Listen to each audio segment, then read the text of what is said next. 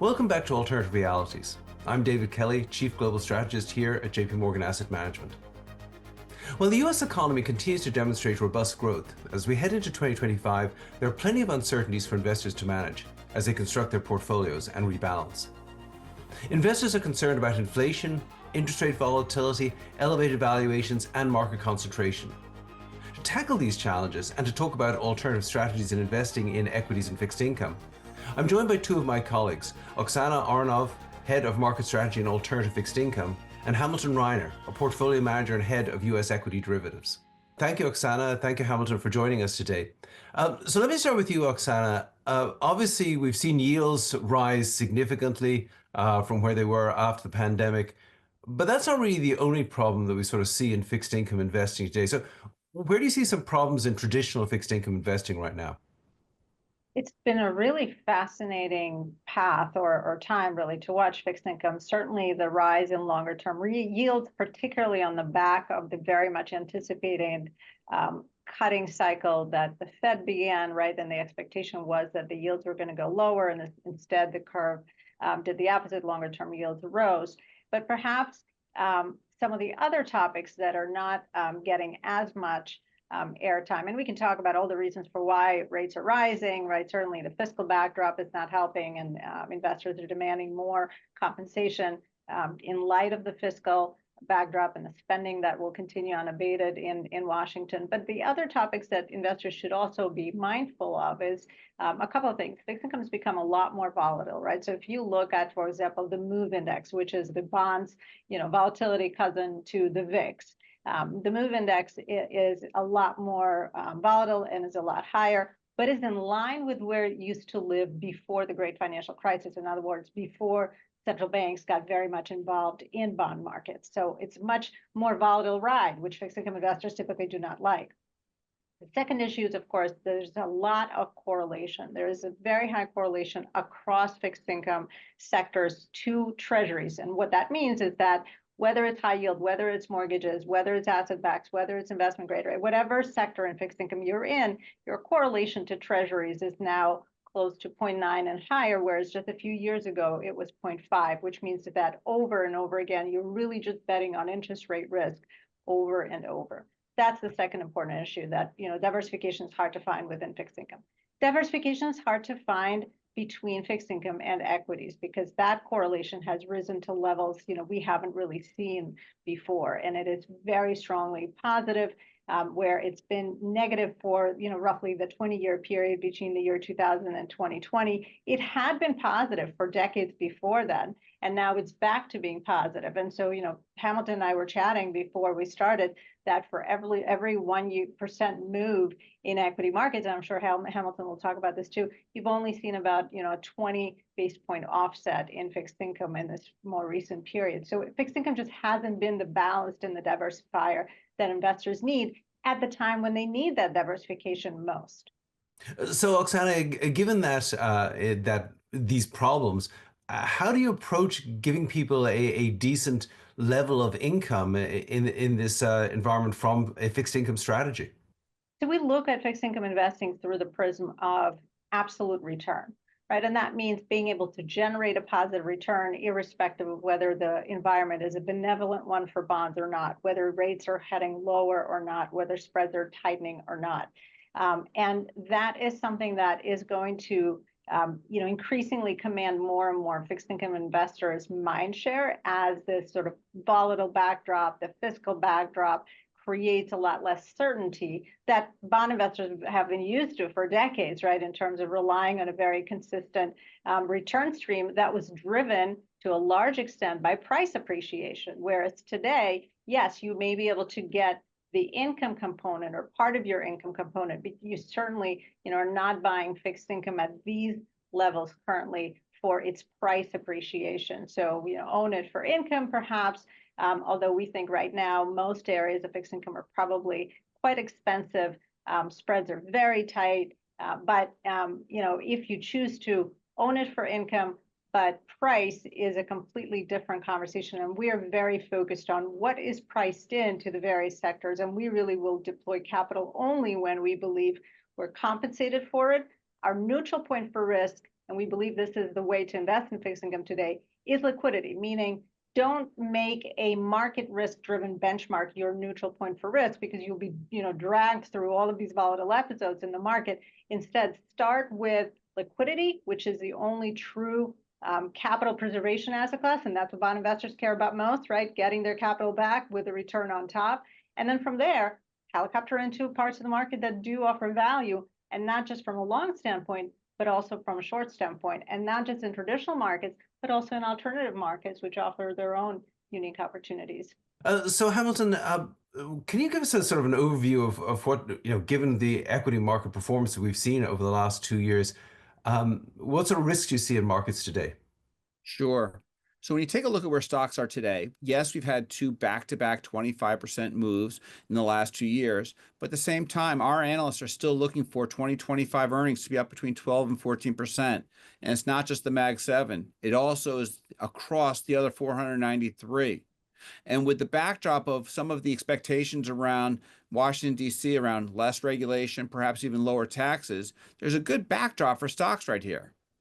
But what we're also expecting we could see in the future is a lot more uncertainty. You're seeing that, and whether it be in the VIX or even the MOVE index, as Oksana said earlier, those independent indices are not about fear. They're about uncertainty. And we expect a higher level than average amount of uncertainty based upon political, geopolitical, margins, earnings, you name it. But the fact is, the market may be a little bit more fragile to these idiosyncratic headlines or events based upon how robust the last 2 years of markets have been, David. Oksana, when we were talking before, I remember you telling us the duration of the portfolio is zero, and one of my colleagues said, "Oh, okay, so it's zero relative to the benchmark." He said, "No, it's zero." I mean, so can you tell, or sometimes even negative? So does that really mean the duration is less than a month or negative a month, or how does that work?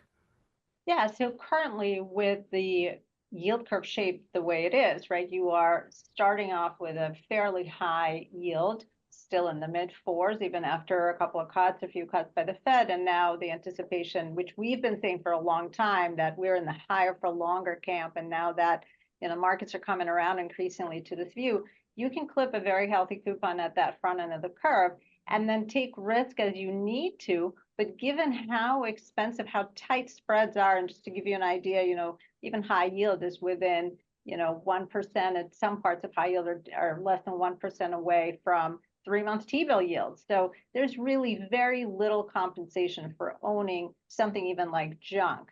So there is no need to take on a tremendous amount of risk from our point of view as absolute return managers who are focused on capital preservation first, and then with that in mind, what's the best return I can deliver? And so in this environment, we are not really comfortable extending duration, although certainly as we've seen kind of more recent, this rally, more recently, we are willing to be tactical, and we always are tactical wherever we see opportunities along the curve. As I said, we can go long, we can go short. So there's things to do there. But generally, it doesn't make sense to take on a ton of duration here. And the reason is math, which is what Hamilton alluded to, right? So what is really, for example, the 10-year treasury? It is, simplistically speaking, growth plus inflation plus a long-term premium. And growth plus inflation alone get us very well into the fives, and we are still not there, even with the move that we've seen recently. So that's your kind of academic fair value, if you will. Historically, the spread between Fed funds and 10-year Treasury has been around 140 basis points. So, think about where the market thinks the Fed funds rate will be by the end of this year. It might actually end up being higher, but even if we take the market's expectations at their fair value, add 140 basis points to that, again, we end up firmly in the fives and even higher, and we're not there yet. So again, the math dictates that duration doesn't pay. And that's why I said earlier, you may want to own bonds for income, but not really for price appreciation here. I want to also highlight something that, Hamilton and our process have in common, and that's hedging. Hedging is really at the root of what we do, and is a cornerstone of our investment process, because as absolute return managers, we think, and really in this market, every bond manager should really be asking themselves the question, what if I'm wrong, right? So historically, it's been very easy to identify a base case, build a portfolio for that base case, kind of put it over here and let it run. what we always do is ask ourselves, well, what if I'm wrong, right? What hedges in my portfolio are going to offset some of the risks and allow me to deploy some of that cash that we always strategically have into a better priced market? And that's really always important, particularly in light of how different the liquidity backdrop in the market is today. The sell side is not providing the kind of balance sheet that they used to before the great financial crisis. So liquidity generally has gone to the buy side entirely, and the buy side has to realize that they are the liquidity providers, and that's very much part of our investment process. And that makes for less volatility in the portfolio, better identification of opportunities, because fixed income is mathematically bound asset class, very easy to identify tops and bottoms. Hamilton's job is a lot harder. It's really hard to say where is the top in the equity markets. In fixed income, if that 10-year is close to zero, or if that spread is close to zero, that's your top. And it just takes, having a sober outlook to say, this is the top, it's time to take some chips off the table here. It certainly sounds like an advantage to have so much experience on going short as well as long in fixed income markets, because there's so many managers who are just long only. And so the question is just how much of the loss do they mitigate when you see a big sell off in the bond market? Not could I actually gain when there's actually a rise in long term yields. So I think that's a really interesting way of investing in fixed income. Hamilton, if I could turn back to you, one of the things that I think we're all very focused on right now is just how concentrated the equity market rally in the US has been around, the Mag 7 or the top 10 stocks. Does that pose challenges to you as you try to hedge the portfolio?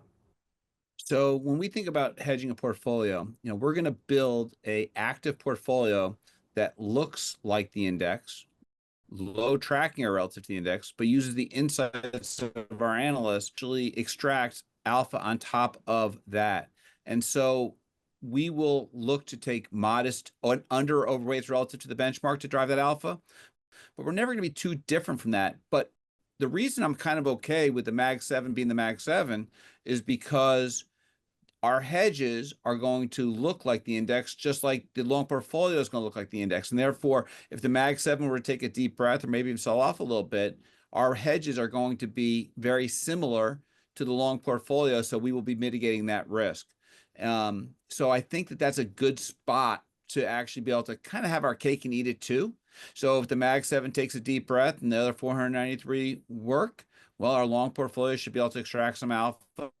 If the Mag 7 were to sell off, well, our hedges are on the combination of that Mag 7 plus some combination of the other 493 names. So it's not like we're going to take massive under overweights relative to the benchmark. Our goal is to actually outperform the benchmark modestly, but ensure that if the market sells off, that we always have hedges in place on 100% of the notional. And if the market were to sell off, those hedges will kick in. Once again, when we think about hedging, it's not about buying insurance on the house next door to yours, a negatively correlated asset, but rather it's like buying insurance on your house, the house in which you are investing in, because our long portfolio is benchmarked the S&P 500, and we hedge with options on the S&P 500, David. Okay, that makes perfect sense. Okay, just one more question for each of you. Let me start with you, Oksana. So looking forward into this new year, what's your as a portfolio manager, what's your biggest fear and what's your biggest hope? So I would separate my fears and my hopes from the portfolio that we manage and the investors out there in the wild, in the markets, because given how much optionality we have in the portfolio right now, I really don't envision a scenario that we wouldn't be able to take advantage of. And this is rare, right? Because we're starting with a significant yield at the front end of the curve. As I said, we have a significant amount of dry powder to take advantage of whatever comes, whether it's in stubborn inflationary environment, which we think will persist, whether it's a slowing of the economy, whether it's a continuation of kind of this moving sideways, right? That's going to create brush fires. For investors more broadly, my concern generally is that they don't have enough diversification in their fixed income portfolios. They haven't needed to, right? You mentioned that our approach is differentiated. Typically, fixed income investors go long. They haven't had to really evolve because it's been very easy and straightforward to generate returns in fixed income for decades. The last 10, 15 years have been characterized by kind of everyone mainlining liquidity from the Fed. which seems to be, it's a very different game now with the fiscal backdrop complicating the Fed's role and how much cutting they can do here and inflation being stubborn, right? So my concern is that there's not enough diversification in fixed income portfolios, and investors really need to rethink portfolio construction. It doesn't, need to be with us, but certainly think about, is my fixed income going to be the ballast that I had hoped it would be? And there are so many opportunities that will pop up as the year goes on, as we continue to live in this higher for longer environment. Their balance sheets, they're really not tooled for this. And whether they're consumer, corporate, sovereign, there are going to be opportunities to take advantage of. And we are definitely standing ready to do that. And I hope investors have enough of that kind of flexibility in their portfolios to do that. So it sounds like you've got a portfolio you think that can handle a lot of different environments, but for investors, it's not just a matter of looking at the economy or markets. It's also a matter of looking in the mirror and how are they positioned in this environment. Okay, and Hamilton, sort of same question to you. What are your biggest hopes and fears in 2025? So I think my biggest hope and fear is actually, the same thing, if you will. My biggest fear is that people are content with over $7 trillion in cash and cash equivalents on the sideline and thinking and expecting that that can help them hit their long-term investment goals. It just can't do it. You need to find a way to get that money off the sideline, invested in a way that can get you the type of returns needed to hit long-term investment goals. My hope is that actually some of that $7 trillion does come off the sideline, and whether it be a wonderful strategy like Oksana manages or our hedge equity strategy, because if we can help you find a way to navigate a variety of different markets and uncertainties, as Oksana can, we firmly believe that you can get off the sidelines in that over $7 trillion in cash and in a higher expected return asset or asset class to help you at your long-term investment goals. A strategy that's designed to say, Mr. and Mrs. Smith, are you willing to forego some of the upside in return for having all the downside? I firmly believe can help get some of that $7+ trillion of cash off the sidelines, but into a more conservative equity allocation. So my fear and my concern, I think, are balanced. The fear is that people don't change their behavior, that they've gotten way too comfortable in the last few years. But my hope is they actually do transition to finding a way to have a better total return expected from an allocation in a hedge equity strategy or something like Oksana is managing. And I must say, I really like the whole concept of a more thoughtful way of investing in these markets, given all the weirdness that has accrued in markets over the years. I've always believed that you need two things in investing. You need courage and you need brains, but you need them at different times. In a big bear market, you just need courage because the economy is going to come back and the markets will come back. But this has been a very strong bull market. A lot of people made a lot of money, but it certainly is a time for some thoughtfulness when it comes to investing in 2025. And Oksana and Hamilton, I think you are in the vanguard of thoughtfulness in investing, and very much appreciate you joining us here on Alternative Realities. Thank you. Thank you. Thanks for having us.